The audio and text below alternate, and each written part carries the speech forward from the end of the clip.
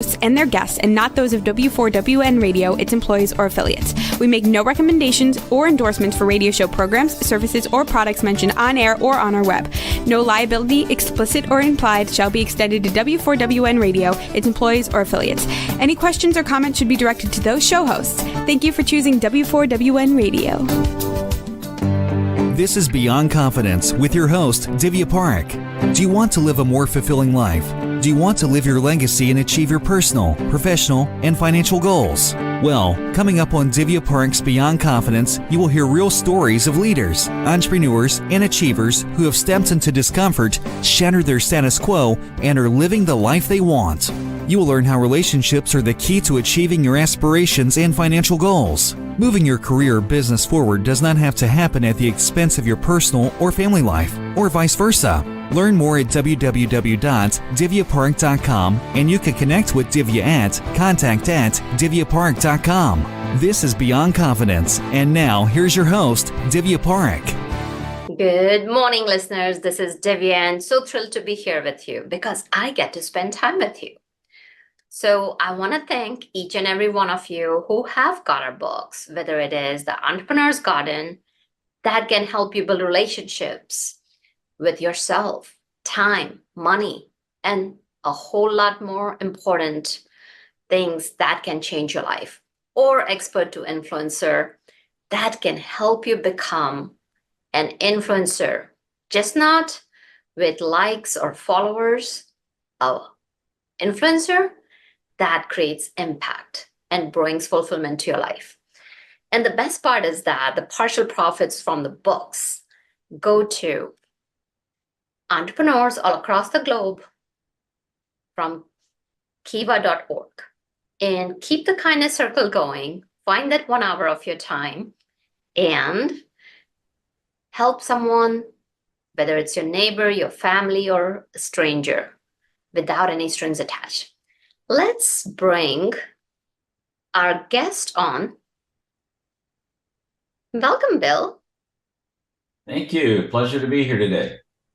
Absolutely. So let's begin at the beginning. Do you recall a moment from your childhood that still stands out for you today? Yes, I do actually. When I was a youngster, my father was in the Navy and he was stationed in Turkey. So we grew up in a small Turkish village called Diamandere, and I used to speak almost as fluent Turkish as I did English. And we actually had a neighbor come by and bring over this small animal in the palm of his hand. We didn't know what this animal was. And so we took it in, and it turns out that it was a baby bear.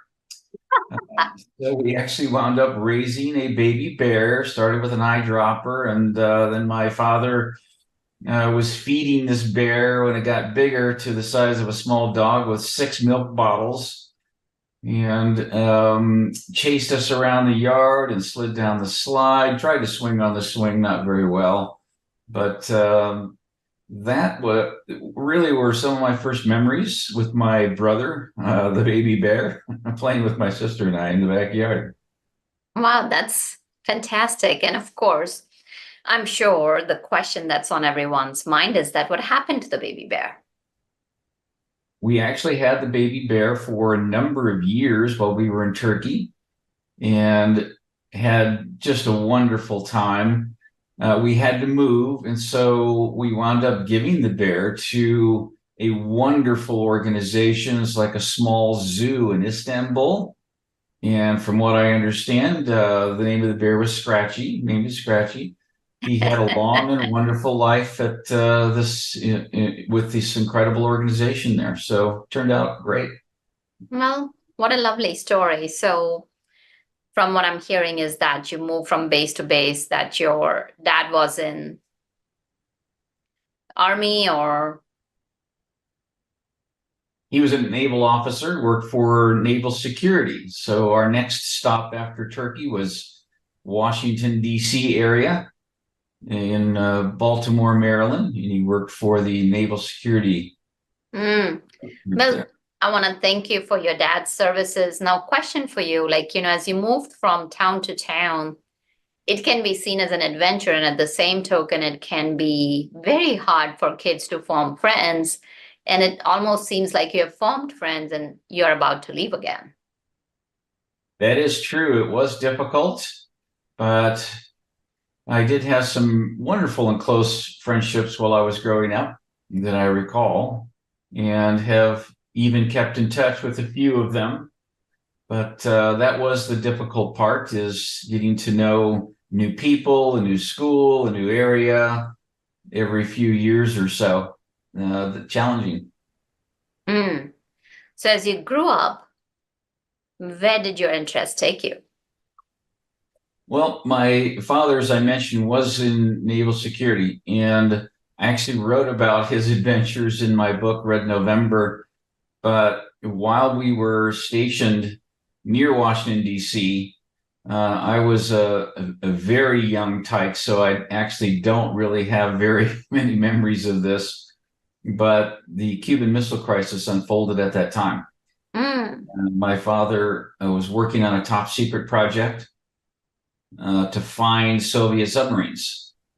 And he actually wound up being called to the White House to brief President Kennedy and the XCOM group at the time. Kennedy actually wound up using that information to back down Khrushchev.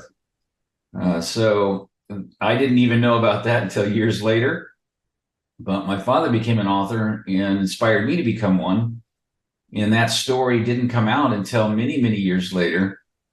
He was forbidden to talk about it. But I finally pulled it out of him and wrote about it in Red November. So did you want to be an author all of your life? Almost all my life. I remember being a young boy. We then were stationed in San Diego, where I am now. And my father was getting his master's degree in history. And we actually got into a small Volkswagen and went out to the countryside up near an area called Temecula here, north of San Diego. We were looking for the old Butterfield stagecoach route because he wanted to prove that every historian had got it wrong. And we had a couple of cameras, and we went looking for the trail, finally did find it. My father wrote about it. And so I remember I was in grade school at the time, and I wrote an article about it. I got an A+ on the article, and that kind of got me excited about maybe becoming an author.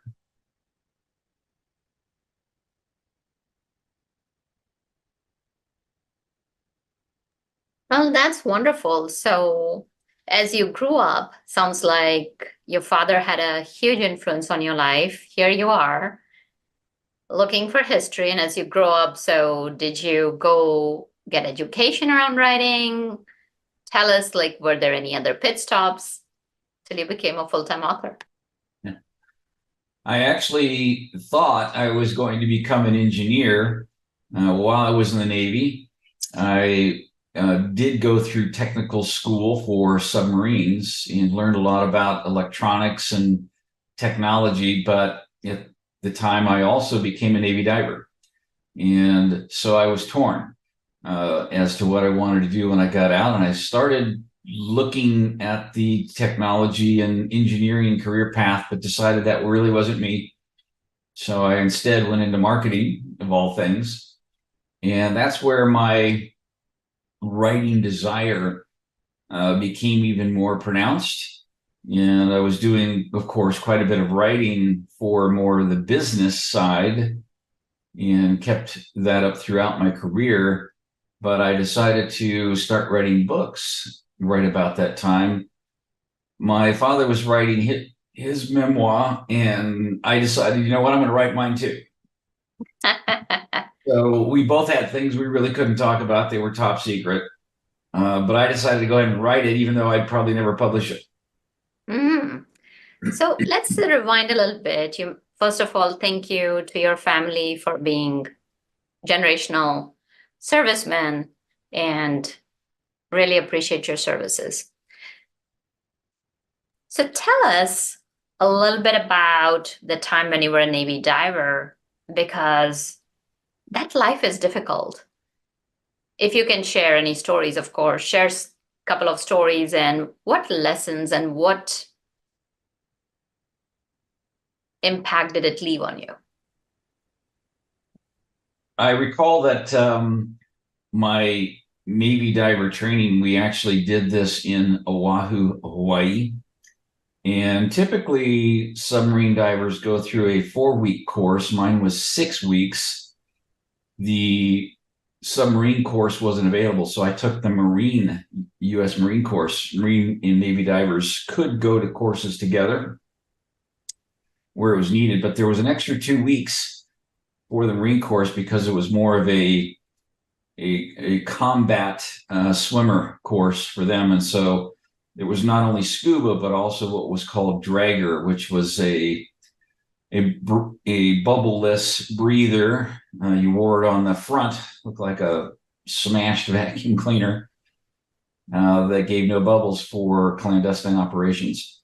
But because of that, I also became involved in some operations as a diver that normally submarine divers wouldn't do, primarily because I also went to a photographic school. So I learned about 35 millimeter underwater cameras, also periscope cameras, 70 millimeter. And I became the photographer that took photographs of various different vessels and so forth through the periscopes, but also went on missions. Some of these were with SEAL Team 1.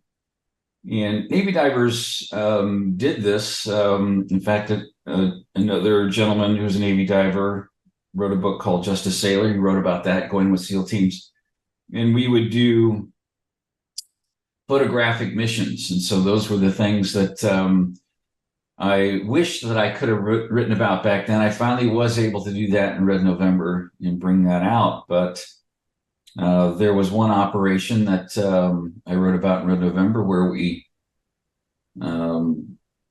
actually ran into a tender at Diego Garcia, and there was a big shark out there, and I had to go on shark watch. And that wasn't the fun part of being a diver, but submarine divers did do things. For example, if you were right off the coast of somewhere, you had to go out of the escape trunk hatch and maybe fix something so it wouldn't make noise, so you didn't have to leave station. You'd be a mile off the coast of quote unquote enemy waters. These are things that we couldn't talk about. Of course. Many decades after they occurred. Right. And they say that Navy SEALs train the hardest.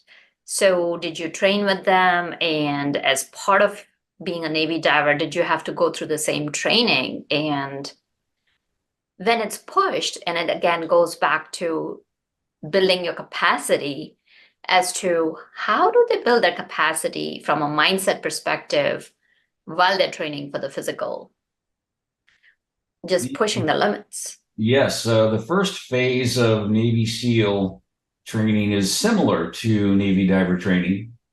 It's more about your physical endurance. And I recall getting up very early. We would run for many miles, and then we would go through calisthenic exercises for hours, and then we would run back. And then we would be thrown into a pool with, at that time, they were called twin 90s. So divers today might use a 45 cubic inch single tank. We had two 90 cubic inch tanks, so we could stay underwater for an hour and a half or longer. We would be in a pool paired with a buddy and our instructors, and some of these were Navy SEALs, Navy divers, etc., who were part of our instruction team. They would harass us. They'd jump into the pool and they would pull the regulator out, twist it around, try to pull you away from your partner, pull your mask off, etc. And you would have to learn how not to panic. If you surfaced during that time, you would fail and you'd be kicked out of the school. Oh, that is tough. So they're training you to remain calm under different scenarios. That's correct. So we would be taught how not to panic because let's say we're doing an inspection on a submarine and we're down by a grate and someone lights off a pump, you could be sucked into that pump and your mask would be pulled off or your regulator pulled out, and you would have to know how to get out of that situation without panicking and drowning. Mm. And so we lost about 75% of our class during that training period.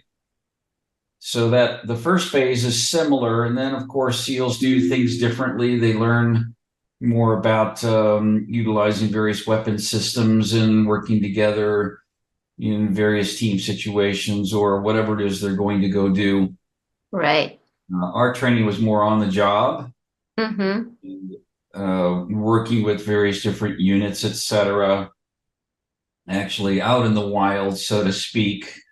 So somewhat less formal, and wasn't necessarily combat training with weapons, but it was learning how to do things in combat zones, reconnaissance and that sort of thing, photographic missions and so forth.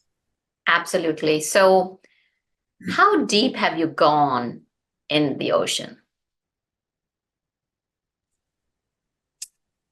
Well, during the Cold War, and I again wrote about this in Red November, there were different types of diving. So you had scuba, you had dragger, which was the rebreather, and then you had what's called saturation diving.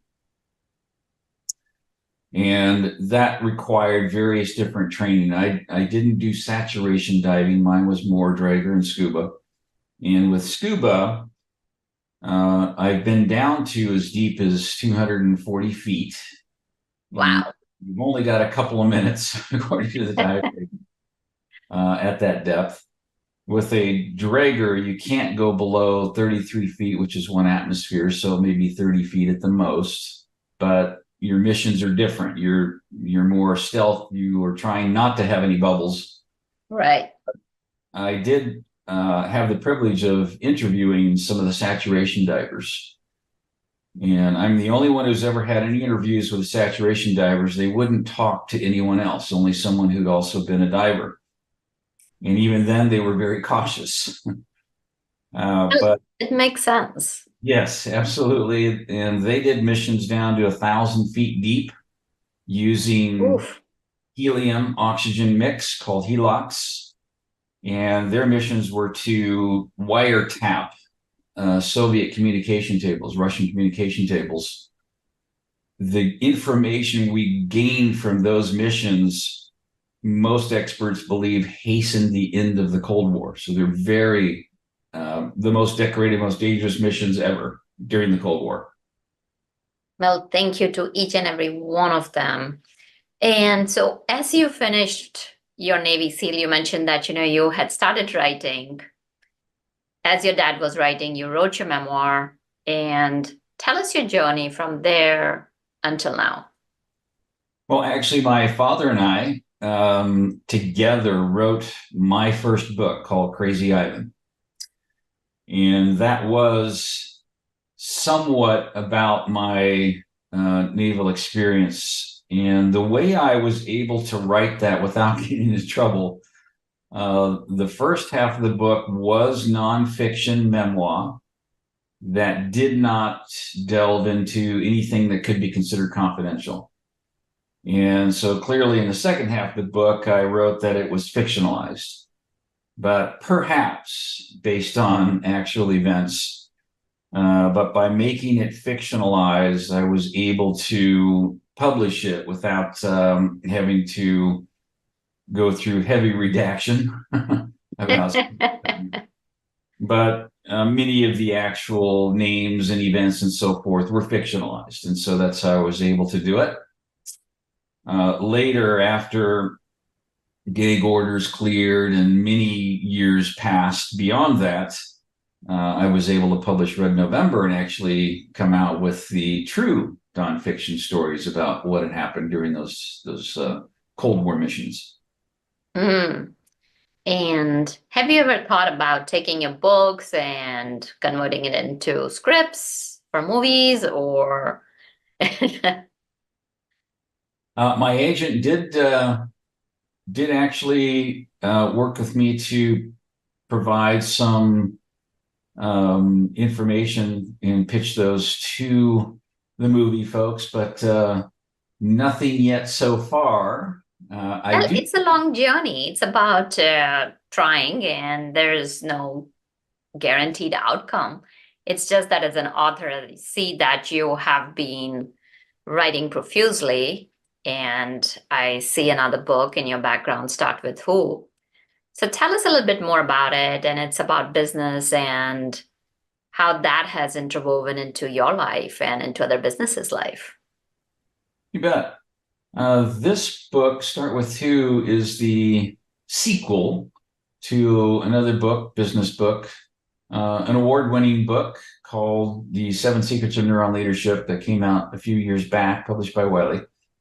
And through my career, years ago, I was a co-founder for what eventually became an Inc. 5000 consulting firm.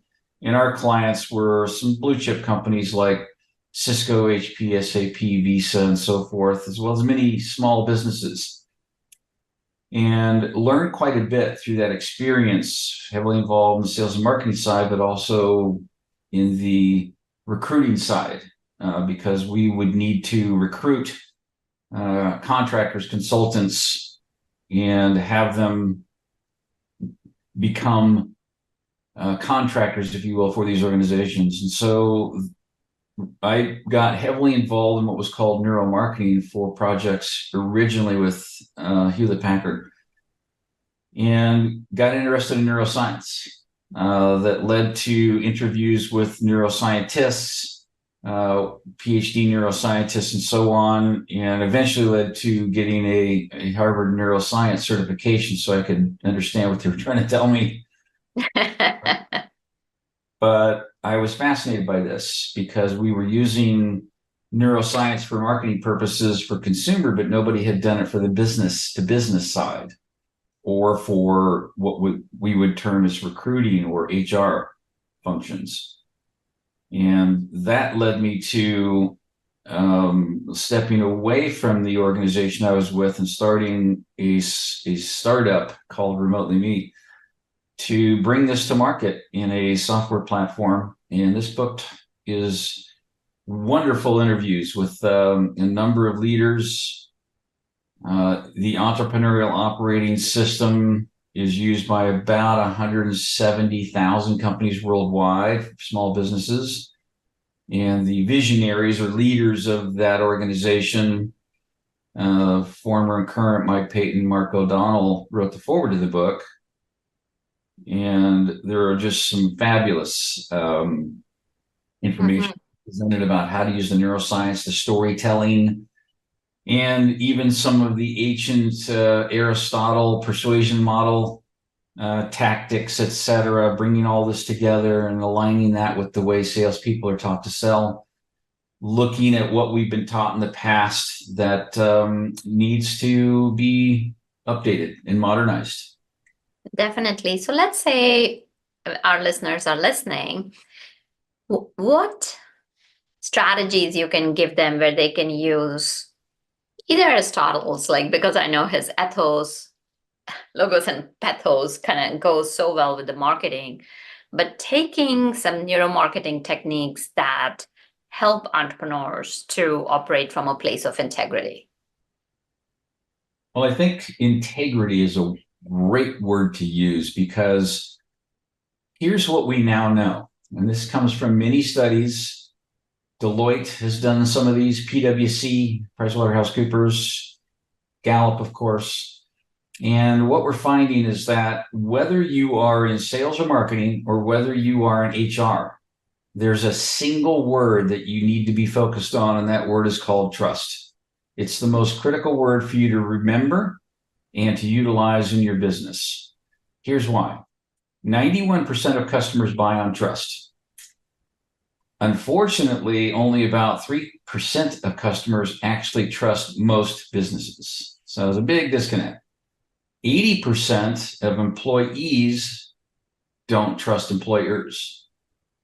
However, if we can flip this Deloitte says if we can build high trust with our talent, our organizations, and our customers, we can drive 400% more business performance, 88% more customer loyalty, and almost 80% more productivity. So even if you hate people, you should find ways to have high trust organizations. Now, in my book, I talk about 10 key ways to build trust because we now know from neuroscience, trust is directly related to a brain chemical we all have called oxytocin. Mm-hmm. If it's high, we trust. If it's low, we don't. So if we can build trust with customers and employees, we can get them to love their jobs or love our company and products almost as much as they love their dogs. Well, share us a few ways as to, for both, how can we build trust with employees as well as with our customers? I'll share 3. And again, there are 10, actually more than that, but 10 key ones in the book. And one of them is challenge stress. So stress creates a chemical in our brain called cortisol. Now, long term, that's a bad thing. You don't want that long term. But short term, in a minimal capacity, it increases our attention, and it increases oxytocin. We begin to learn how to trust those on our team that are helping us to overcome challenges that increase the stress. So, for example, you could have a if you will, competition within your organization. Maybe you're trying to raise some funds for a charity and you're competing with each other on different teams. That can be fun, but it's also a little bit of stress that increases the oxytocin. And another way would be to ensure that you have true transparency, not trying to obfuscate or lie. And that's so important with customers as well as with your employees. Be open and honest. You don't have to be blatantly honest, but at least be honest with them. Tell them what you can and can't do, and also be truthful about what's going on in your organization. Now, the third one, you ready for this one? Here's the fun one. It's cheese. That's right. There are certain cheeses like a great manchego or an aged cheddar that have tyrosine crystals in them. Now, tyrosine is one of the amino acids found in oxytocin. So eating these types of cheese can increase oxytocin and therefore trust. Yeah, no, definitely. So you have shared open communication for employees. Now, with customers, how do you go about? There are a lot of small to medium businesses, and there is so many marketing gurus out there. Oh, you got to do this. You got to be on 5 different platforms. You got to put out social media content every single day. And like every 2 months, the algorithms change. So in this confusing chaos, so many of my clients will say, this is too much to do. How can we keep up with it? What are some of the ways that businesses can connect and foster that trust with their potential customers? There's a wonderful model, and it's called the persuasion model. It was actually invented by an ancient Greek guy who wore fancy bed sheets and threw wild toga parties. So if you guessed the name Leonardo DiCaprio, you are incorrect. It is actually Aristotle, and he invented the persuasion model. Now, back then, he was talking about a speaking model, being a speaker for audiences. But if you really study this, you find that he was a consummate salesperson in the way he approached this.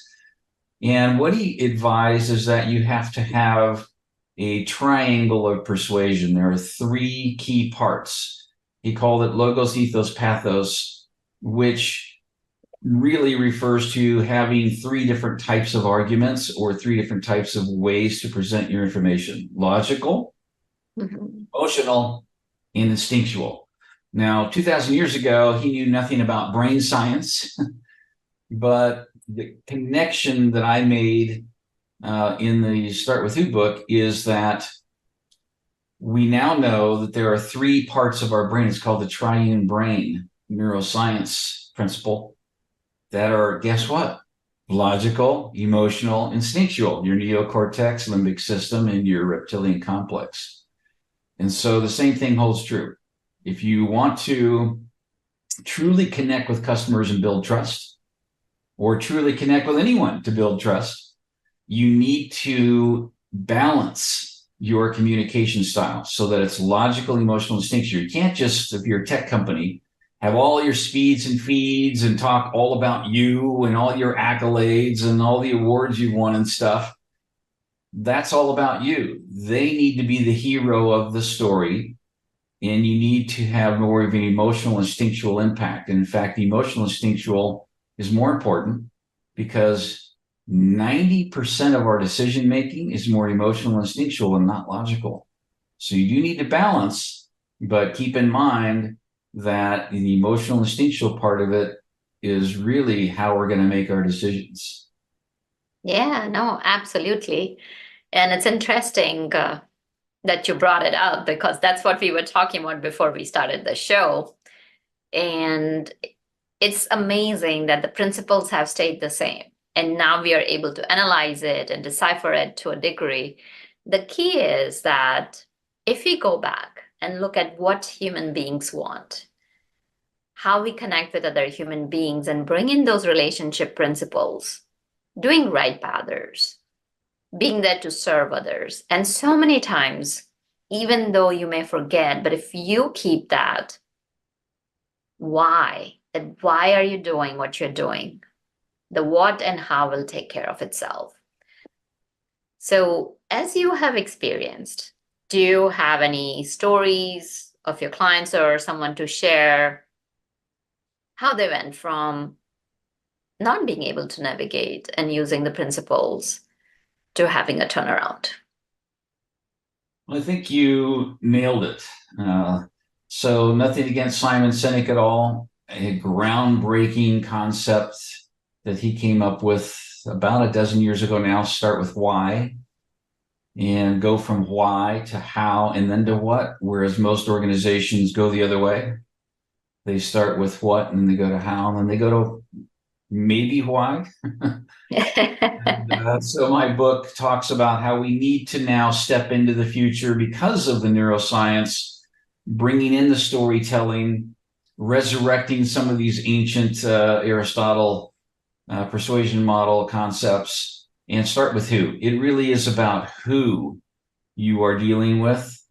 And I'll give you a story right here in San Diego, actually, an organization that does, they're called Armor Polymers, and they actually do polymers, if you will, for coatings. So if you want to coat your garage or you want to coat your patio or maybe your business flooring, they would be the organization to go to. We needed to have our patio and outside walk areas coated. So I had him come out to do this, and we got to talking about what he's doing for marketing and so on, and don't normally get involved in this side too much.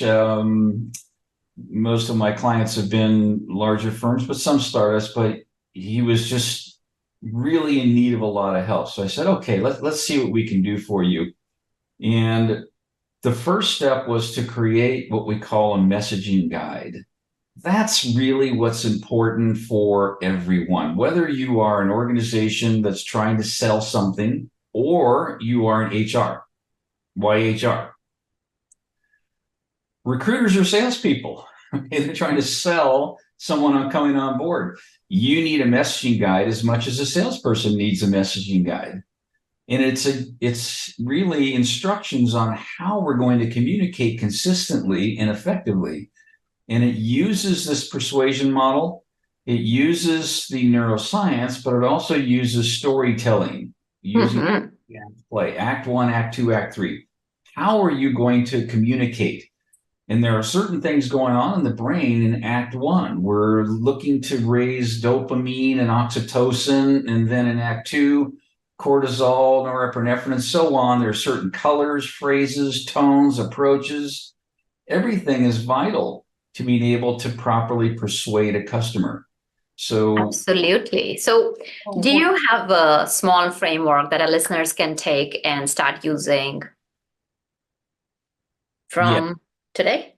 you bet. So think in terms of The Wonderful Wizard of Oz, that book, the movie, of course, and the 3-act play. And you have Dorothy in Act One. She's comfortable, even though she's not really happy in her gray and dull Kansas. Something thrusts her into Act Two, the tornado. And then she has to overcome obstacles, begin to work with the Tin Man and so on, and fulfill her mission, defeat the witch, and then come home and deliver the magic elixir, which is the knowledge, and no place is like home. That's how your story needs to unfold in a business sense. Act One, emotional.